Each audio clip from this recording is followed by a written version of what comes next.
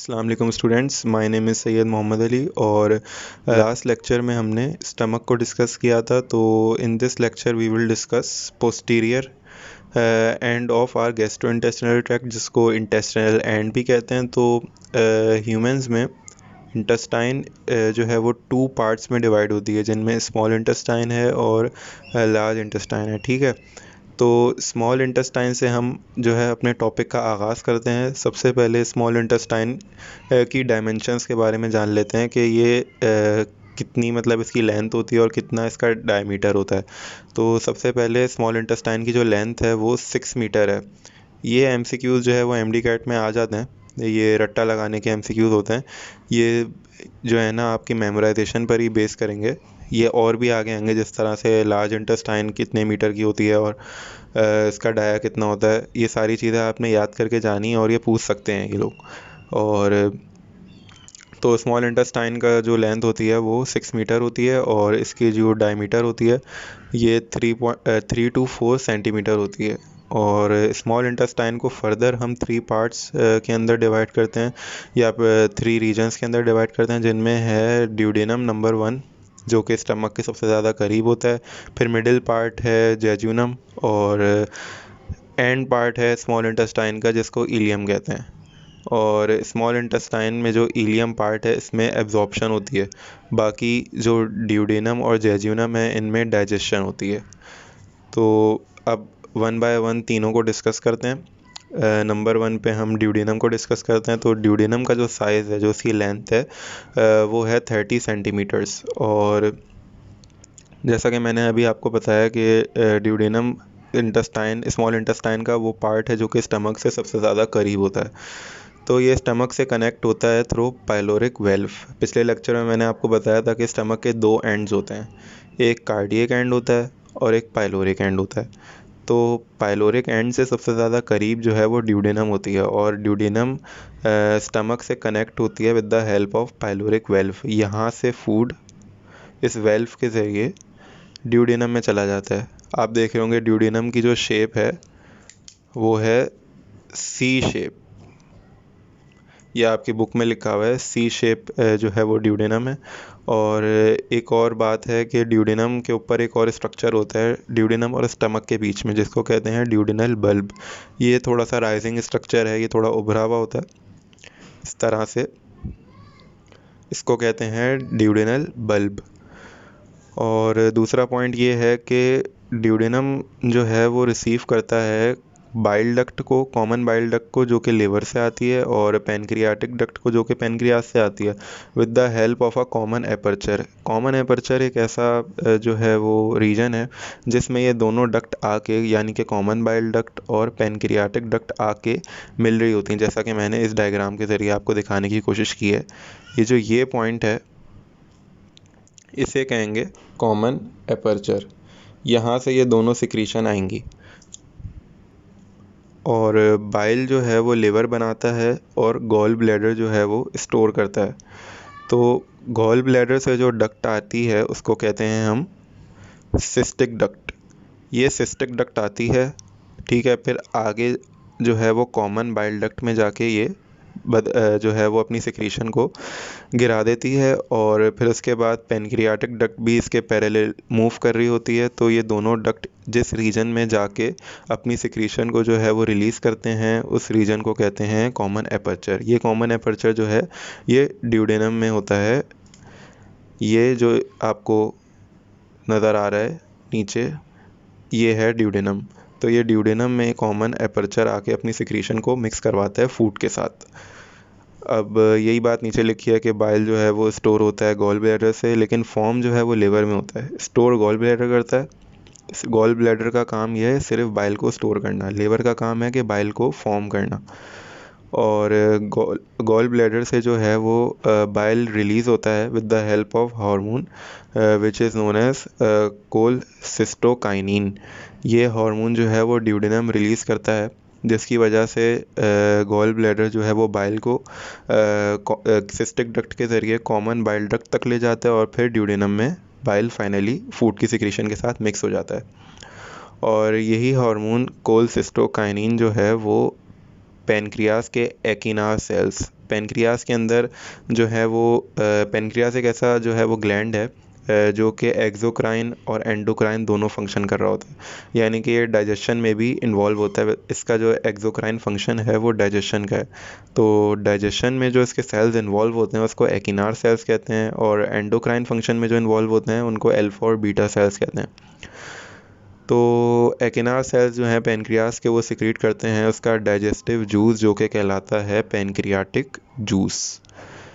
फिर उसके बाद ड्यूडेनम एक और हार्मोन रिलीज़ करता है कोलसिस्टोकाइनिन के बाद, इसको कहते हैं सिक्रीटिन।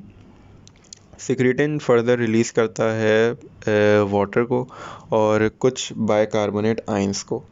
अब इन दोनों का काम ये है, ये न्यूट्रलाइज करते हैं। इनका काम जो है वो न्यूट्रलाइजेशन का है, क्योंकि फूड जो है वो जब स्टमक से आता है तो वो HCl के साथ मिक्स होता है। तो HCl की जो pH है वो हाईली एसिडिक है। तो पेनक्रियास का जो पेनक्रियाटिक जूस है वो एसिडिक pH में वर्क नहीं करता, जिसकी वजह से इसको अल्कलाइन इन्वायरमेंट चाहिए होता है, और ये अल्कलाइन इन्वायरमेंट ड्यूडेनम प्रोवाइड करता है with the help of water and bicarbonate ions which is released from the hormone called secretin. अब हमने बाइल और पेनक्रियाटिक जूस को वन बाय वन डिस्कस करना है, इनकी कॉम्पोजिशन को और ये क्या क्या डाइजेस्ट करते हैं फर्दर। बाइल तो कुछ डाइजेस्ट नहीं करता क्योंकि इसके अंदर एंजाइम जो है वो है नहीं। ये एक ऐसी सिक्रीशन है जो कि एंजाइम के बगैर होती है। लिख देता हूँ मैं इधर, लैक एंजाइम। तो बाइल जो है वो डाइजेशन में मदद नहीं करता। तो बाइल अब करता क्या है? बाइल की जो अगर हम कॉम्पोजिशन देखें तो बाइल जो है वो टू पार्ट्स में इसकी जो कॉम्पोजिशन है वो टू पार्ट्स के अंदर है। एक है बाइल सॉल्ट्स और एक है बाइल पिगमेंट्स। बाइल सॉल्ट्स जो हैं ये फर्दर डिवाइड होते हैं, इनमें आ जाते हैं सॉल्ट्स के अंदर सोडियम ग्लाइकोलेट और सोडियम टोरोकोलेट, और बाइल पिगमेंट्स के अंदर बिलीरुबिन और बिलीवर्डिन आ जाते हैं। बाइल सॉल्ट का काम ये है कि ये फ़ैट्स को इमल्सिफाई करते हैं, फ़ैट्स को जो है वो वाटर के साथ मिक्स करते हैं, ये हाइड्रेशन का काम करते हैं। फ़ैट्स की हाइड्रेशन को इमल्सिफिकेशन कहते हैं। क्योंकि हाइड्रोलिसिस इसलिए नहीं कह रहे क्योंकि फ़ैट्स जो है वो एक नॉन पोलर कंपाउंड है, ये मिक्स नहीं होता वाटर के साथ, ये पार्शली मिक्स होता है, और इस पार्शली मिक्सिंग को इमल्सिफिकेशन कहते हैं। तो ये वाटर के साथ मिक्स करवा देते हैं बाइल सॉल्ट्स, जिसकी वजह से फ़ैट्स की इमल्सिफिकेशन हो जाती है। और बाइल पिगमेंट्स जो हैं ये एक्सक्रीटरी प्रोडक्ट हैं हीम के ना। जब RBCs की ब्रेक डाउन हो रही होती है लीवर में तो एक हीमोग्लोबिन RBCs के अंदर जो है वो होता है, जिसकी वजह से जब हीमोग्लोबिन जब टूटता है तो वो एक पार्ट में कन्वर्ट होता है जिसको कहते हैं हीम। तो ये एक एक्सक्रीटरी प्रोडक्ट होता है, ये इसके साथ साथ आता रहता है। ये जो है इसका काम पिगमेंट, इसका नाम जो है वो पिगमेंट है, तो इसका काम जो है वो कलर प्रोवाइड करना है बाइल का, जो कि करेक्टरिस्टिक येलो है। और अगर हम बाइल को जिस्म से निकाल दें, एक्सपोजर अगर हम इसको दे दें हमारे इन्वायरमेंट का या एयर का, तो इसका कलर चेंज होकर ग्रीन हो जाता है, क्योंकि ये जो बिलीरुबिन और बिलीवर्डिन है ये एयर से भी रिएक्ट हो जाती हैं, जिसकी वजह से इनका कलर जो है वो चेंज हो जाता है और ये ग्रीन में कन्वर्ट हो जाते हैं। ये हो गई बाइल तक की बात। अब हम बात करते हैं पेनक्रियाटिक जूस की।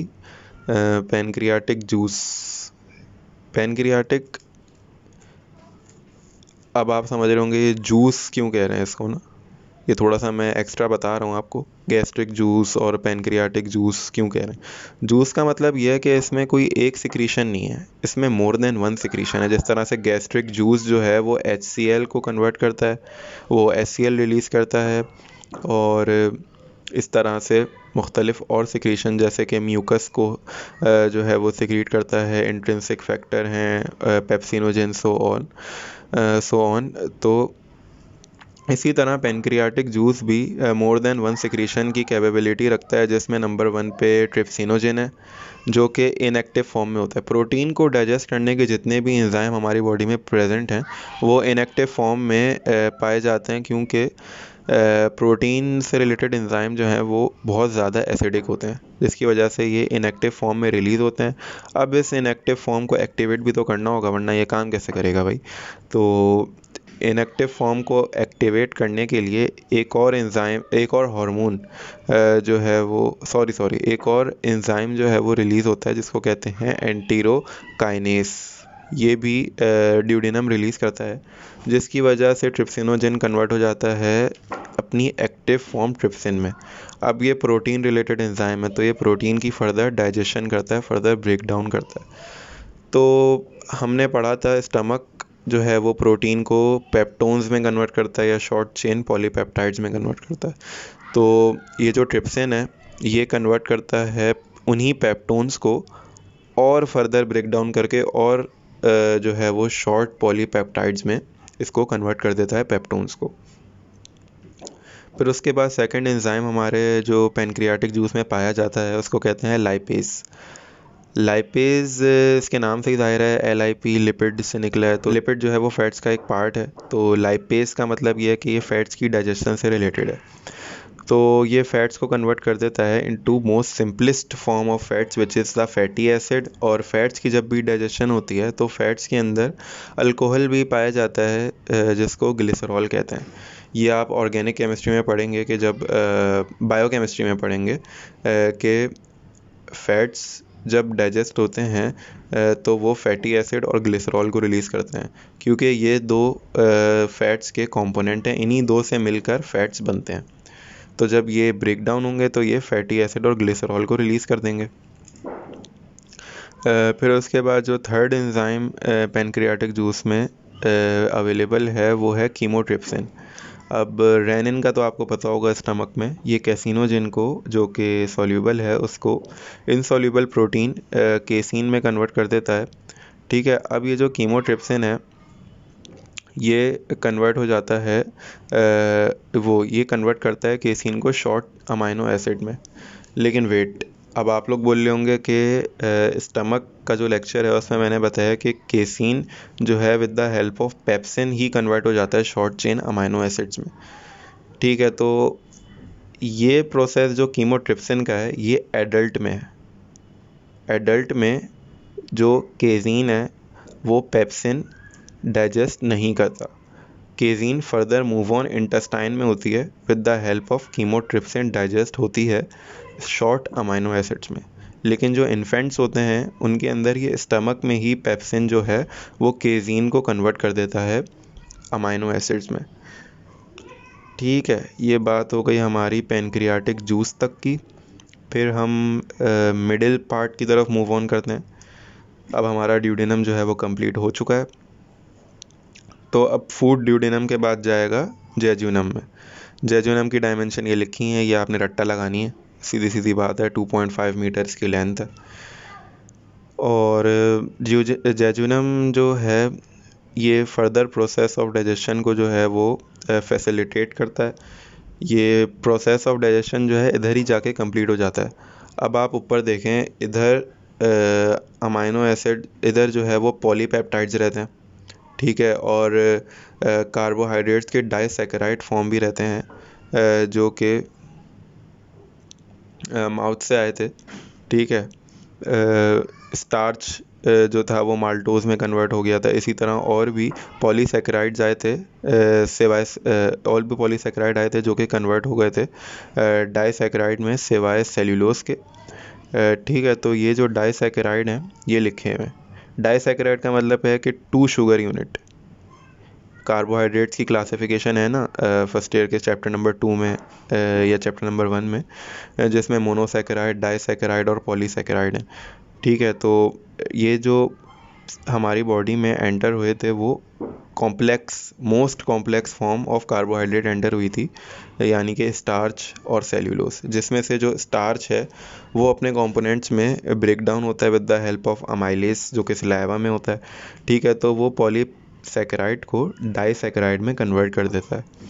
तो जो डाइसैकेराइड हैं वो स्टमक में से होते हुए ये इंटेस्टाइन में आते हैं, ठीक है। इंटेस्टाइन में से भी ये ड्यूडेनम में पास हो जाते हैं, लेकिन ये जेजुनम में इनकी डाइजेशन होती है डाइसैकेराइड की, क्योंकि जेजुनम जो है वो डाइसैकेराइड को डाइजेस्ट करने के लिए कुछ हार्मोन्स रिलीज़ करता है, जैसा कि माल्टेज। ये जो है ये माल्टोज जो कि एक डाइसैकेराइड है उसको कन्वर्ट कर देता है अपने सिंपलेस्ट फॉर्म मोनोसैकेराइड में।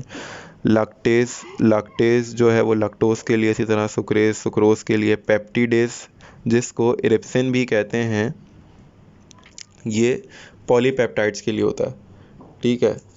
ये जो पॉलीपेप्टाइड्स हैं, एक मिनट, ये जो पॉलीपेप्टाइड्स हैं इनकी भी तो और फर्दर डाइजेशन होगी अमाइनो एसिड्स के अंदर। तो ये जो पेप्टिडेज है वो ये काम करता है, ये पॉलीपेप्टाइड्स को, जो कि काफ़ी शॉर्ट ही थे पहले से, उनको अपने सिंपलेस्ट फॉर्म अमाइनो एसिड्स में कन्वर्ट कर देता है। और इसके अलावा कुछ और फर्दर ब्रेकडाउन होती है जिसकी वजह से न्यूक्लियोटाइड्स भी जो है वो हमारे इसमें जेजुनम में इन्वॉल्व हो जाते हैं। और ये न्यूक्लियोटाइड्स का जो फर्दर सिंपलर यूनिट है उसको कहते हैं न्यूक्लियोसाइड्स, क्योंकि हमारी बॉडी में डीएनए की भी ब्रेकडाउन चल रही होती है, जिनकी वजह से न्यूक्लियोटाइड्स जेजुनम में आ जाते हैं और ये न्यूक्लियोटाइड्स कन्वर्ट हो जाते हैं अपनी सिंपलर फॉर्म न्यूक्लियोसाइड्स में with the help of nucleotidase enzyme released by jejunum. और सेल्यूलोज के बारे में बात करते हैं। सेल्यूलोज एक ऐसा कंपोनेंट है, सेल्यूलोज जिसको फाइबर भी कहते हैं, ये हमारी बॉडी डाइजेस्ट नहीं कर सकती।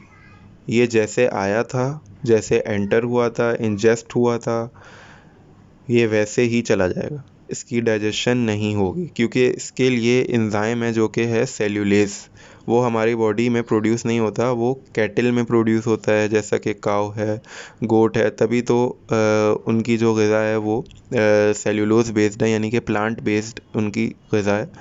लेकिन हमारे अंदर जो प्लांट बेस्ड ग़िज़ा में जो सेल्यूलोज आ जाता है वो डाइजेस्ट नहीं होता, वो जैसे आता है वो वैसे ही चला जाता है।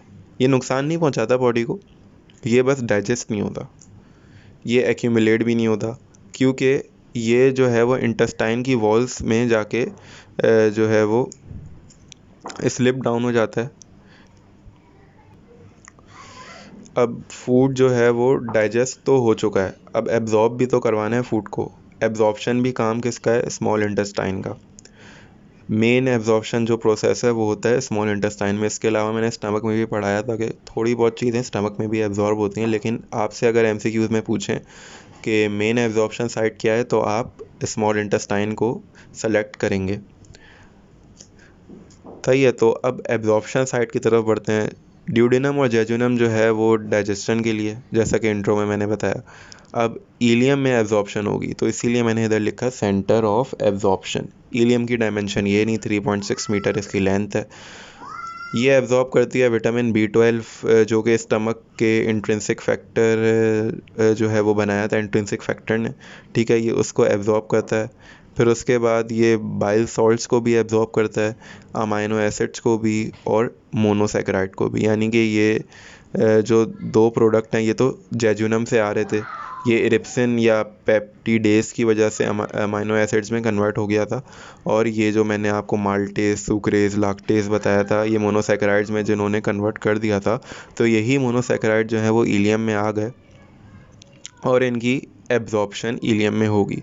इसके अलावा कुछ बाइल सॉल्ट्स जो थे वो भी कहीं से होते हुए आ गए, क्योंकि बाइल सॉल्ट्स जो हैं वो जैसा कि मैंने बताया उनका काम ये है कि ये न्यूट्रलाइज करते हैं, एमल्सिफाई करते हैं फ़ैट्स को, ठीक है। तो थोड़ा बहुत ये फ़ैट्स के साथ मिक्स भी हो जाते हैं, तो इनकी भी तो एब्जॉर्प्शन दोबारा करानी है लिवर में, तो अब ये काम जो है वो इलियम का है।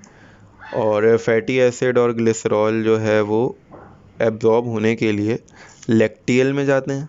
बाकी जितनी चीज़ें जिस तरह अमाइनो एसिड है, मोनोसैकेराइड है, बाइल सॉल्ट्स हैं, ये जाते हैं अमाइनो एसिड्स और मोनोसैकेराइड जो हैं ये जाते हैं ब्लड कैपिलरीज़ में डायरेक्ट एब्जॉर्ब होने के लिए। फैटी एसिड और ग्लिसरॉल क्यों नहीं जाते? अब आप ये सोच रहे होंगे फैटी एसिड और ग्लिसरॉल इसलिए नहीं जाते हैं क्योंकि ये हमारे लिए डेंजरस हैं। अगर ये डायरेक्ट ब्लड कैपिलरीज में चले जाएंगे तो ये वहाँ पे जमा हो जाएंगे, जिसकी वजह से थ्रोम्बोसिस का ख़तरा होगा, जिसकी वजह से और अदर कॉम्प्लिकेशन जो है वो अराइज होंगी। ये जमना शुरू हो जाएंगे हमारी आर्टरीज़ में, वेन्स में, और ये ब्लड के सप्लाई को रोकेंगे। ठीक है, तो फैटी एसिड और ग्लिसरॉल जाते हैं लैक्टियल में, और लैक्टियल जो है वो फर्दर एक बड़े जो है वो वेन्युलर प्रोग्राम में जो है वो जाके मिल जाती है, जिसको कहते हैं हेपेटिक पोर्टल वेन। हेपेटिक का मतलब ये है कि ये लिवर से रिलेटेड है। पोर्टल वेन का मतलब ये होता है कि ये जो बन रहा है ये रास्ता, इसको पोर्टल कह रहे हैं, ये रास्ते को पोर्टल कह रहे हैं। ठीक है, ये पोर्टल है मुख्तलिफ वेन्युलर सिस्टम का। ठीक है, क्योंकि लिवर जो है उसमें मुख्तलिफ वेन्स आके अपना जो है वो काम करती हैं, लेकिन ये जो हेपेटिक पोर्टल वेन है ये तमाम वेन्स को एक रास्ते से लेके चला जाता है, जिसकी वजह से इसको पोर्टल कह रहे हैं। तो ये हेपेटिक पोर्टल वेन से लिवर के अंदर चले जाते हैं क्या, फैटी एसिड और ग्लिसरॉल। अब एब्जॉर्प्शन किस तरह से होता है, ये इलियम की वॉल बनाई है मैंने। इलियम की वॉल इस तरह से है, ये दोनों तरफ होते हैं, समझ लें कि ये भी ऊपर इलियम की वॉल है, नीचे भी, तो ये दोनों तरफ इस तरह के स्ट्रक्चर होते हैं। ये जो आप डिम्पल देख रहे हैं, जो गड्ढे देख रहे हैं, का है सर्क्यूलेयर्स। ठीक है, इसका स्ट्रक्चर जो है वो कराची की सड़क की तरह है। ठीक है, और ये फर्दर इसके अंदर जो है स्मॉल ये जो आपको थ्रेड्स नज़र आ रहे हैं, फिंगर लाइक प्रोजेक्शन, इसको कहेंगे विलाय। ये विलाय ही है जिसकी वजह से एब्जॉर्प्शन होती है। अब होता क्या है, ये जो समझ लें कि ये फूड है। ठीक है, ये अब इसकी वॉल के साथ टकराएगा, और ये विलाय जो है इसके अंदर भी स्मूथ मसल लगे हुए होते हैं। ठीक है, तो ये विलाय को फूड की डायरेक्शन में मूव कराएंगे और ये फूड आएगा। अब ये विलाय है, ठीक है, ये फिंगर लाइक प्रोजेक्शन विलाय है। अब फूड यहाँ से आएगा, ये एपिथेलियल सेल्स हैं, इसके अंदर जाएगा। अब ये मेम्ब्रेन को क्रॉस करने के लिए या तो ये डिफ्यूजन का प्रोसेस अप्लाई होगा इसमें, या तो एक्टिव ट्रांसपोर्ट का प्रोसेस अप्लाई होगा। तो फूड यहाँ से आया, with the help of diffusion ये ब्लड कैपिलरीज में चला गया, और जो फैटी एसिड और ग्लिसरॉल हैं वो यहाँ से आएंगे। ठीक है, इनके लिए अलग रास्ता, जैसे मैंने बताया ये लैक्टियल से एब्जॉर्ब होंगे ना, तो ये लैक्टियल में आएंगे और ये चले जाएंगे हेपेटिक पोर्टल वेन में। और ये जो आपको मैं बॉक्सी स्ट्रक्चर जो आपको दिख रहे हैं, इस बॉक्सी स्ट्रक्चर को कहते हैं माइक्रोविलाय। इसके अंदर एपिथेलियल सेल्स होते हैं, ये एब्जॉर्प्शन में मदद कराते हैं। ये माइक्रोविलाय, ये विलाय और ये सारी चीज़ें जितनी भी हैं, ये एब्जॉर्प्शन सरफेस एरिया को इंक्रीज़ करती हैं। अगर स्मॉल इंटेस्टाइन बिल्कुल फ्लैट होता है या इलियम बिल्कुल फ्लैट होता, ठीक है, तो फूड बस पास ऑन हो जाता, एब्जॉर्ब ही नहीं होता। अगर थोड़ा सा होता तो थोड़ा सा फूड यहाँ से टकराता, फिर उसके बाद थोड़ा सा एब्जॉर्ब हो जाता। लेकिन इन्होंने जो इस तरह से स्ट्रक्चरिंग की हुई है ना हमारे जिस्म में कुदरत ने, वो इसी वजह से की हुई है कि फ़ूड ज़्यादा से ज़्यादा एफिशिएंटली एब्जॉर्ब हो, ताकि इसका जो है ज़्यादा से ज़्यादा बॉडी को फ़ायदा पहुँचे। तो एब्जॉर्प्टिव सरफेस एरिया को इंक्रीज़ करने के लिए मुख्तलिफ ग्रूव्स और डिम्पल बनाए गए हैं, और ये जिगजैग पाथ ही की वजह से फूड एफिशिएंटली एब्जॉर्ब होता है हमारी बॉडी में। यही बात नीचे लिखी है कि सेल्स ऑफ विलाय को माइक्रोविलाय कहते हैं, और स्मूथ मसल्स ऑफ विलाय जो हैं वो मूव करवाते हैं विलाय को, और इसको फूड के जो है वो क्लोज करवाते हैं। पार्ट है, अब फूड हो गया हमारा डाइजेस्ट भी और एब्जॉर्ब भी। अब कुछ अनडाइजेस्टेड चीज़ें भी हैं, जैसा कि सेल्यूलोज मैंने बताया, और भी मुख्तलिफ वेस्ट प्रोडक्ट्स हैं जिनकी बॉडी को क्या है, ज़रूरत नहीं है। अब वो किधर जाएंगे, अब वो जाएंगे लार्ज इंटेस्टाइन में।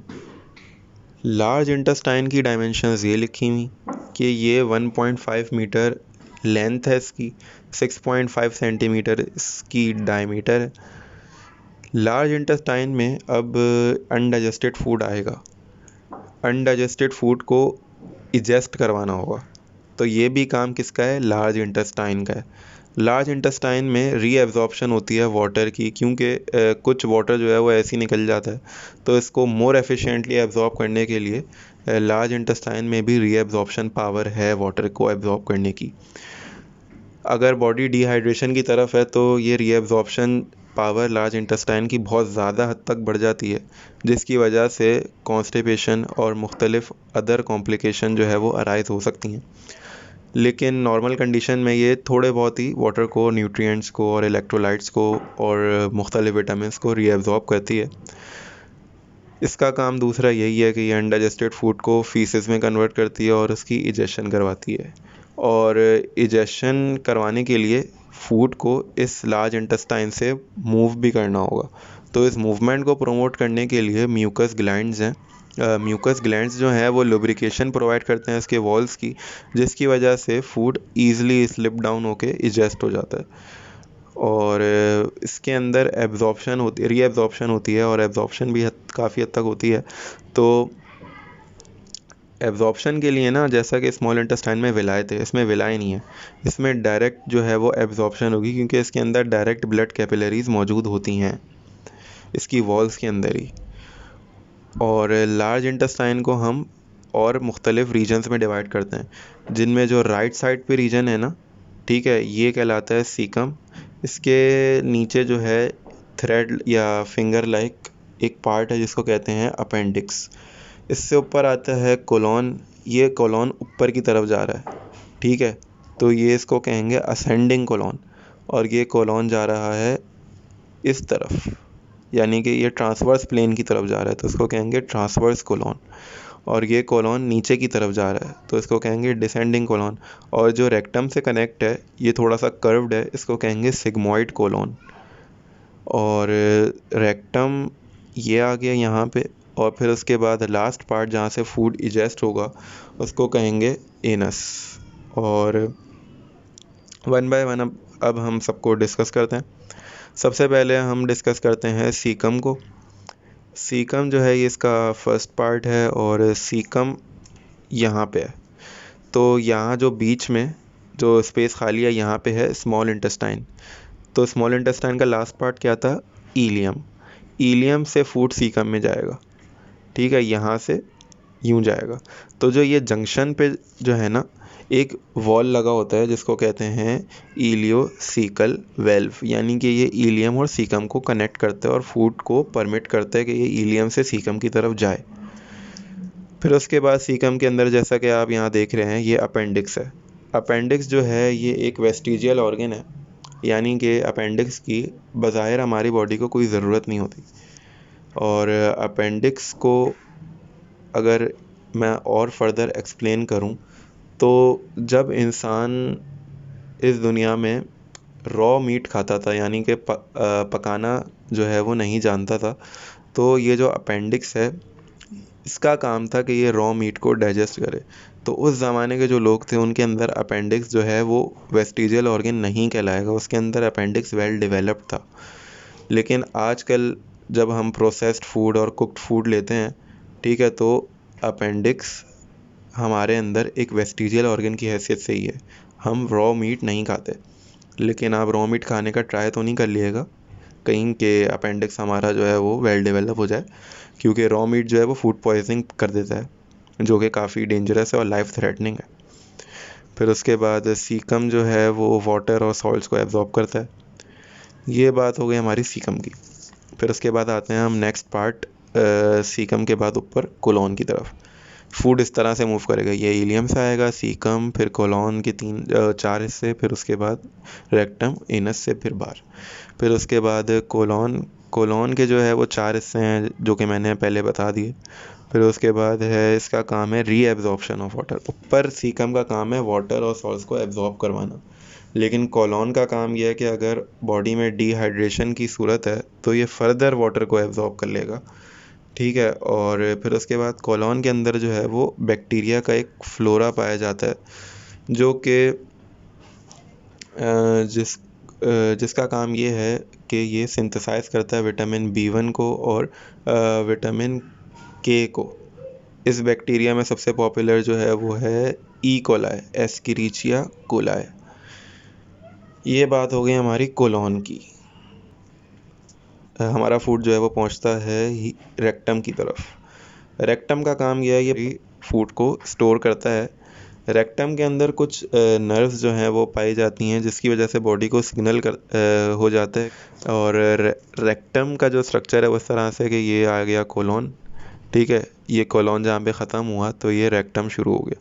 ये जो रेक्टम का जो आपको फूला हुआ हिस्सा नज़र आ रहा है इसको कहते हैं रेक्टल एम्प्यूला। इसी के अंदर जो है वो फूड स्टोर होता है। तो फिर उसके बाद इसके अराउंड जो है वो नर्व्स होती हैं जिसकी वजह से ये जो रेक्टम है ये ब्रेन तक सिग्नल पहुंचता है इसका, कि ब्रेन तक डेफिकेशन सिग्नल पहुंचता है। और जब फूड इसमें आता है तो ये थोड़ी देर के लिए इसकी वॉल्स जो हैं वो थोड़ी डिस इलास्टिक, इसकी वॉल्स जो हैं वो थोड़ी सा इनका साइज़ जो है वो इंक्रीज़ हो जाता है जिसकी वजह से नर्व्स डिटेक्ट करती हैं सिग्नल को और ये ब्रेन तक पहुंचाती हैं। फिर उसके बाद अब फूड जो है वो एनस के ज़रिए इजेस्ट होगा। एनस के अंदर दो इंस्फिंक्टर होते हैं। जो इंटरनल इंस्फिंक्टर होता है वो इनवॉलेंट्री होता है, यानी कि वो फीसिस की जो मूवमेंट को वो रोक नहीं सकता, वो स्मूथ मसल से बना हुआ होता है। और जो एक्सटर्नल इंस्फिंक्टर होता है वो वॉलेंट्री होता है, ये स्केलेटल मसल से बना हुआ होता है। तो हम डेफिकेशन प्रोसेस को कंट्रोल भी कर सकते हैं with the help of external sphincter. तो ये हमारा जो है वो प्रोसेस ऑफ डाइजेशन कंप्लीट हो गया। ह्यूमन जीआईटी यहाँ पे इख्तिताम पे पहुँचता है।